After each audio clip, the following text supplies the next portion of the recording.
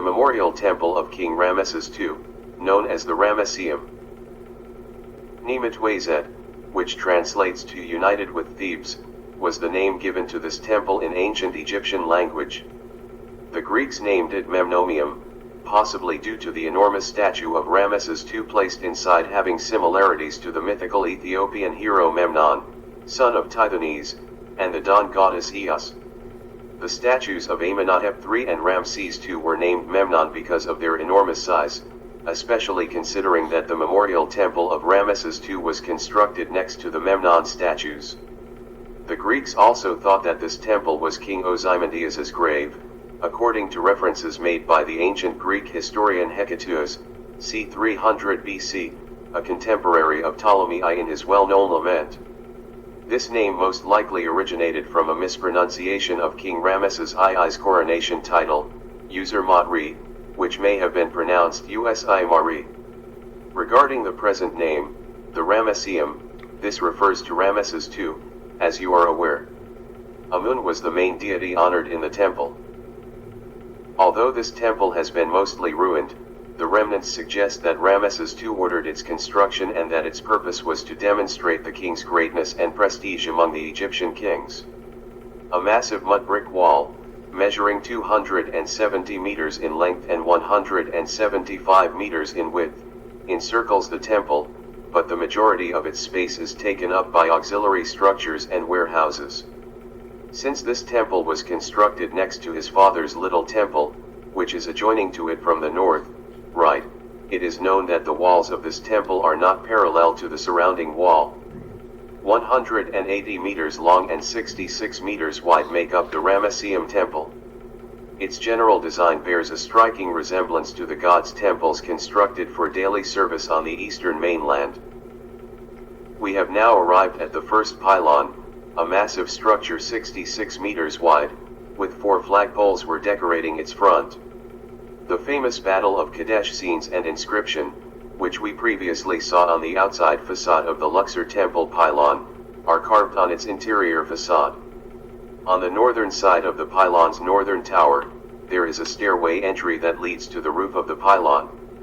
The remnants of scenes depicting the king in his different relationships with the gods Min, Amun, Horus, Hathor, Ta, Shit, Mot, and others may be seen on both sides of the pylon's interior entrance. Now, we enter the first courtyard, which has been ruined.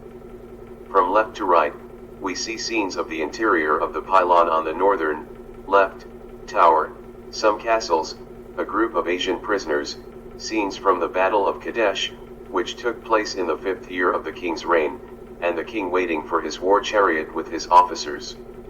Beneath these scenes, there is an inscription that depicts the beating of Hittite spies, a battle camp, and the arrival of Egyptian military chariots, manned by young men. The scene continues on the southern, right, tower, where we see the king attempting to attack the Hittite chariots overhead while in his war chariot. Another scene depicts the city of Kadesh inside its strong well-defended walls, with the king holding and striking his enemies with his mace, or club. There were 2 rows of columns on the southern, left, side of the first courtyard, which was ruined. It functioned as a portico in front of the king's little palace, which had the appearance windows situated on its facade and a hall of columns with 16 columns arranged in 4 rows. The throne hall, which had 4 columns arranged in 2 rows, is reached next. There were 10 side rooms that encircled the throne hall and the columns hall. There are 4 harem houses located behind the palace.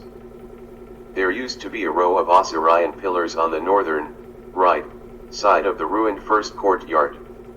Unfortunately, nothing is left except the bases of 2 statues of the king near the back of the courtyard, where the staircase leading to the second pylon's entrance is located. To the left of these columns, however, are the remnants of the king's enormous statue. We can see scenes depicting prisoners on its base. At least 17 meters high and weighing at least 1,000 tons, the statue was cut from a single pink granite block, and depicted the king seated on his throne. There may have been another statue in front of the right tower of the second pylon, opposite it. To give you an idea of how enormous the statue is, These are some of its measurements. The dimensions of the face are 202.5 centimeters wide between the ears, which is 105 centimeters long, 5.25 meters around the arm at the elbow, 105 centimeters long for the index finger, and 18.5 centimeters for the middle fingernail. The colossi of Memnon are smaller than this one. We can only speculate as to how the ancient Egyptian managed to move this enormous statue from the Aswan quarries, by the Nile, up to 216 kilometers away, then had to drag it from the river bank across the fields of crops until he set it on its base. A second set of scenes from the Battle of Kadesh decorate the inside facade of the second pylon, which is slightly smaller than the first. Above the battle scenes are special scenes celebrating the god Min on his feast day during harvest, as well as a scene in which priests release or send 4 birds to the 4 original directions to announce to the world the celebration or the king's ascension to the throne. Even though it is smaller and ruined, the second courtyard has a surface area that is significantly higher than the first courtyards. The colonnades encircled the entire open courtyard.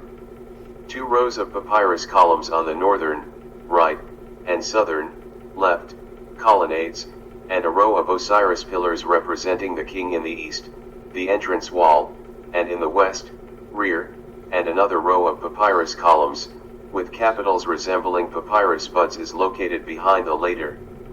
Another row of papyrus columns with capitals resembling papyrus buds is located behind it. In each row, there are now just 4 of these Osirian pillars left, right.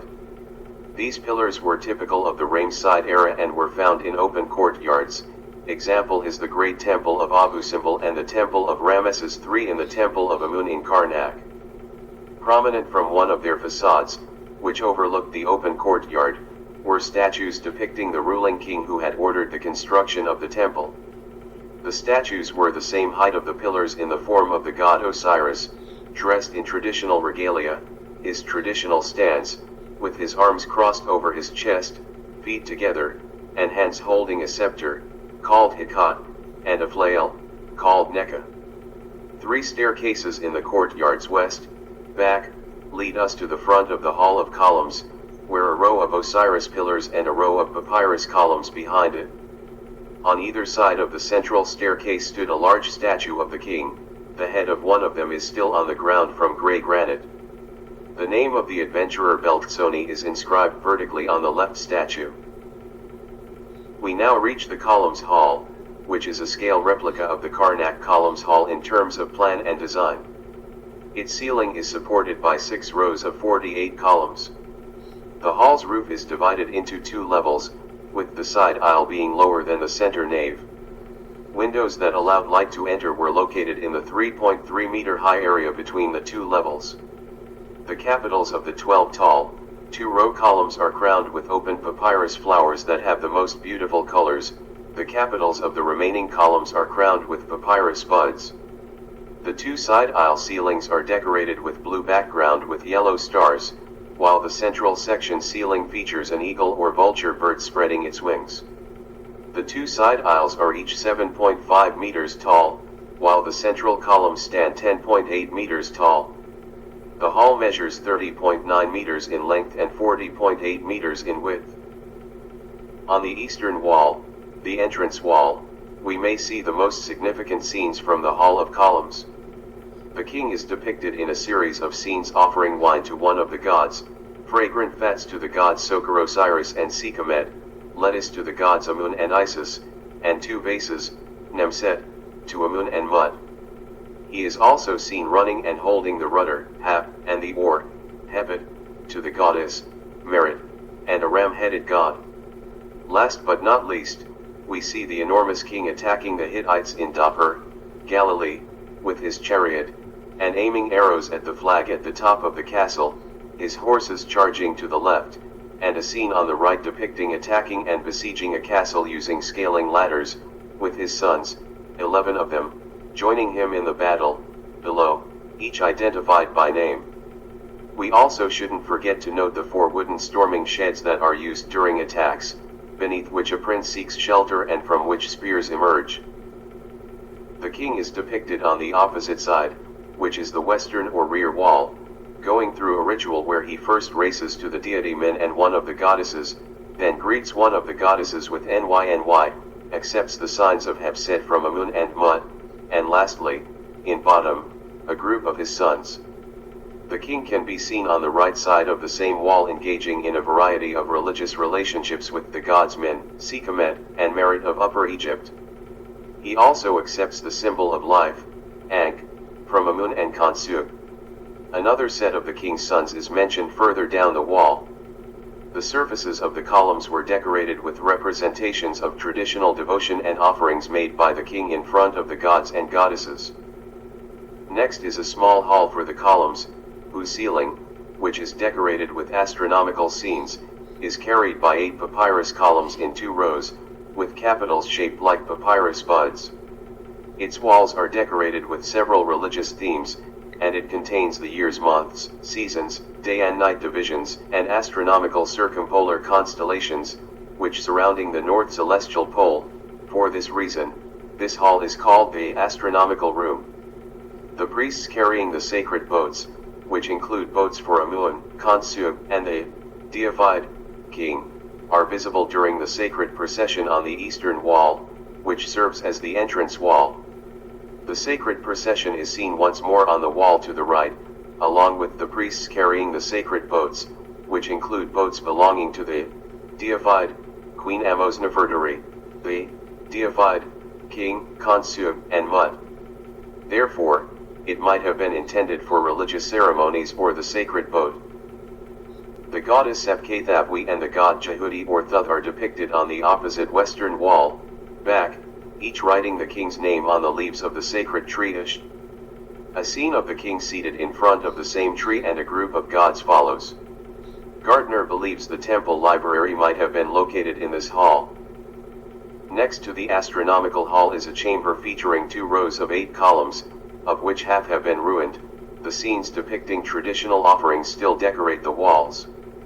The astronomical hall and this chamber were flanked by many, mostly ruined halls and rooms that held the temple's riches and supplies. The Holy of Holies are destroyed, as is the rest of the temple behind this hall and everything on the main axis of the temple. The temple has vaulted mud brick ceilings covering passages and storerooms on 3 of its sides, with some stone architectural elements. They were probably used to store grain, clothing, skins, as well as oil pots, wine, and beer. It is thought that the 2 rows of columns in some of them were designated for priests and employees.